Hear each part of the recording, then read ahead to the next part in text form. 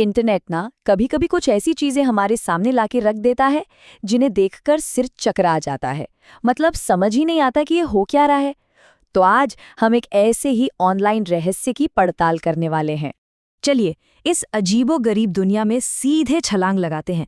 जरा इस लाइन को पढ़िए। ओह नो, क्या मेरा बेटा एक चींटी बन गया है? इसका कोई मतलब निकल रहा है? नहीं ना, पर यकीन मानिए ये एक असली वीडियो से ली गई लाइन है। और फिर ये देखिए, मैंने एक चूहे का दिया हुआ केला खाया। मतलब क्या? चूहे का दिया हुआ केला?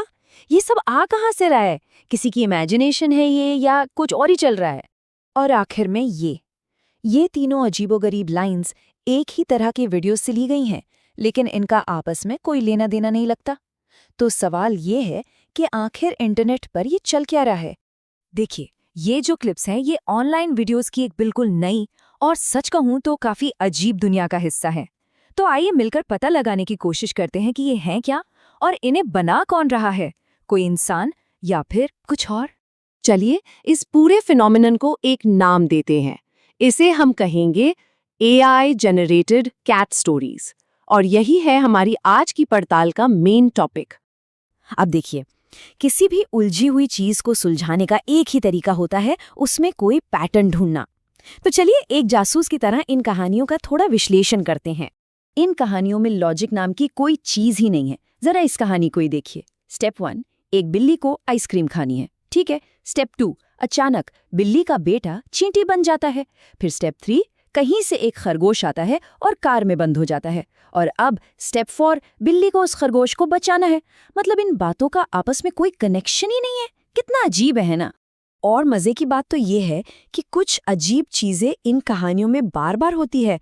जैसे कैरेक्टर अचानक चूहा या चींटी बन जाते हैं, गाजर और केले कहीं से भी टपक पड़ते हैं, कैरेक्टर्स को अचानक कोई टेस्ट या टास्क दे दिया जाता है। ये सब हमारे लिए बहुत जरूरी सुराग है जो हमें सच्चाई के और करीब ले जा रहे हैं। चलिए अब अगले सुराग की तरफ बढ़ते हैं। और यकीन मानिए ये कहानी से भी ज्यादा अजीब है। ये है इन किरदारों की भावनाओं में अचानक और बिना किसी लॉजिक के आने वाले बदलाव। एक पल में एक कैरेक्टर कहता है, मम्मी मैं तुम्हें देखकर बहुत खुश हूं, और ठीक अगले ही पल कोई और कहता है, तुम्हारी माँ ने हमें छोड़ दिया। एक पल में इतना प्यार और अगले ही पल एकदम से अलगाव। इसके पीछे कोई तर्क नहीं है, बस भावनाओं का एक अजीब सा रोलर कोस्टर है।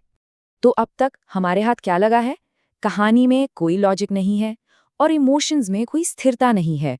ये सारे सुराग एक ही दिशा में इशारा कर रहे हैं, एक बहुत ही खास तरह के क्रिएटर की ओर। और वो क्रिएटर है जेनरेटिव AI। ये एक ऐसी टेक्नोलॉजी है जो ढेर सारे डेटा में पैटर्न देकर कहानियां बनाती तो है, लेकिन ये इंसानों की तरह लॉजिक या सच्ची भावनाओं को नहीं समझती। ये बस उन टुकड़ों को एक साथ जोड़ देती है जो उसे लगता है कि एक साथ ठीक लगेंगे, बिल्कुल वैसे ही जैसे कोई बच्चा बिना सोचे समझे ब्लॉक से खेल रहा हो। तो अब सब कुछ साफ हो रहा है। ये जो सबूत हमने देखे, बिना सिर पैर की कहानियां, ओ नो और बाय बाय जैसे शब्दों का बार बार इस्तेमाल और इमोशंस में वो अजीब से उतार चढ़ाव, ये सब जेनरेटिव AI के क्लासिक फिंगरप्रिंट्स हैं। ये सिस्टम पैटर्न को पहचान रहा है, कहानी नहीं बना रहा, ये बस नकल कर रहा है, कुछ नया नहीं सोच रहा। तो अब सबसे बड़ा सवाल ये उठता है कि आखिर कोई ऐसा कंटेंट बनाएगा ही क्यों, और क्यों उसे इंटरनेट पर अपलोड करेगा? इस सारे पागलपन के पीछे आखिर मकसद क्या हो सकता है? इसके पीछे कुछ कारण हो सकते हैं।